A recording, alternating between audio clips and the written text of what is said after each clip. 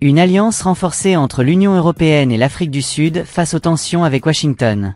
Le 8e sommet entre l'Union européenne, EE et l'Afrique du Sud s'est tenu cette semaine, marquant un renforcement significatif des relations entre les deux partenaires stratégiques.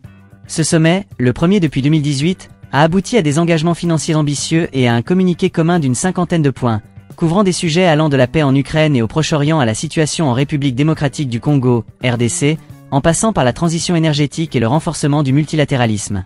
Dans un contexte de tensions diplomatiques croissantes, notamment avec les États-Unis, ce sommet a souligné l'importance d'un partenariat de confiance entre l'UE et l'Afrique du Sud, le seul pays africain à avoir signé un accord stratégique avec l'UE en 2007.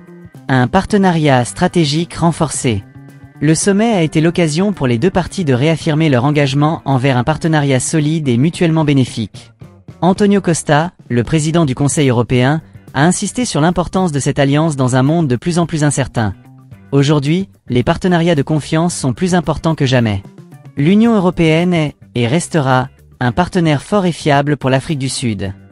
Cette déclaration intervient dans un contexte où les États-Unis, sous la bannière du « America First », se retirent de nombreux accords internationaux, laissant un vide que l'UE cherche à combler non pas par opportunisme, mais par une volonté affirmée de renforcer ses alliances stratégiques. Ursula von der Leyen, la présidente de la Commission européenne, a détaillé un plan d'investissement de 4,7 milliards d'euros destiné à soutenir l'Afrique du Sud dans plusieurs domaines clés. Ce plan inclut un programme pour une transition énergétique juste, des investissements dans les infrastructures ferroviaires et portuaires, ainsi qu'un soutien de 700 millions d'euros à l'industrie pharmaceutique sud-africaine. Ces investissements visent non seulement à stimuler l'économie sud-africaine, mais aussi à renforcer la coopération entre les deux partenaires dans des secteurs d'avenir tels que les énergies renouvelables et l'hydrogène. Les conflits mondiaux au cœur des discussions. Le sommet a également été l'occasion d'aborder les conflits qui secouent le monde, notamment en Ukraine, au Proche-Orient et en Afrique, en particulier en RDC et au Soudan. Cyril Ramaphosa, le président sud-africain, a réitéré la position neutre de son pays dans le conflit ukrainien, tout en appelant à une solution pacifique. Nous sommes neutres et nous encourageons l'Ukraine et la Russie à trouver une solution pacifique. Ce sera notre message clé lorsque le président Zelensky viendra ici en avril 2025. Je dois ajouter que nous continuons à envoyer le même message au président Poutine, a-t-il déclaré. Cette position de neutralité de l'Afrique du Sud contraste avec celle de nombreux pays occidentaux, qui ont pris parti pour l'Ukraine. Cependant, elle reflète la volonté de Pretoria de jouer un rôle de médiateur dans les conflits internationaux, tout en maintenant une position équilibrée. La visite d'État prévue du président ukrainien Volodymyr Zelensky en Afrique du Sud en avril 2025 témoigne de l'importance que Kiev accorde à ce partenariat. La RDC et le Soudan, des préoccupations communes. En ce qui concerne l'Afrique, les discussions ont porté sur les crises en RDC et au Soudan. L'UE et l'Afrique du Sud ont exprimé leurs préoccupations face à la détérioration de la situation sécuritaire dans l'est de la RDC, où le groupe armé M23 continue de semer la terreur. Les deux parties ont appelé à une solution politique inclusive et à un renforcement des efforts de paix dans la région. De même, la crise au Soudan, marquée par des violences intercommunautaires et un processus de transition fragile, a été abordée, avec un appel à un dialogue national inclusif et à un soutien international accru. Vers des accords commerciaux propres. Outre les questions de sécurité et de paix, le sommet a également permis d'entamer des négociations sur de futurs accords commerciaux propres, axés sur des secteurs tels que l'hydrogène et les énergies renouvelables.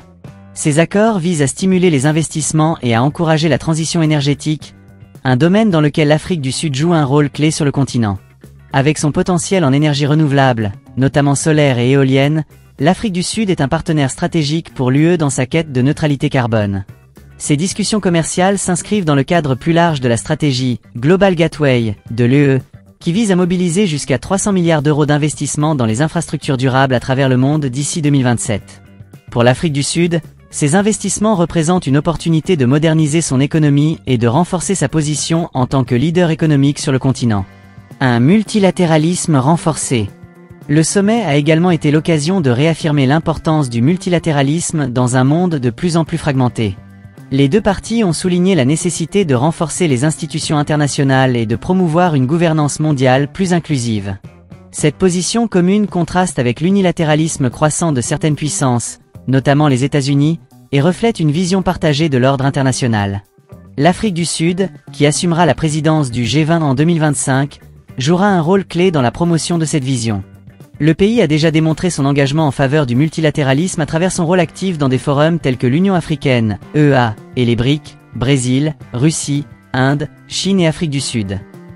Le soutien de l'UE à la présidence sud-africaine du G20 témoigne de la confiance mutuelle entre les deux partenaires. Un partenariat tourné vers l'avenir.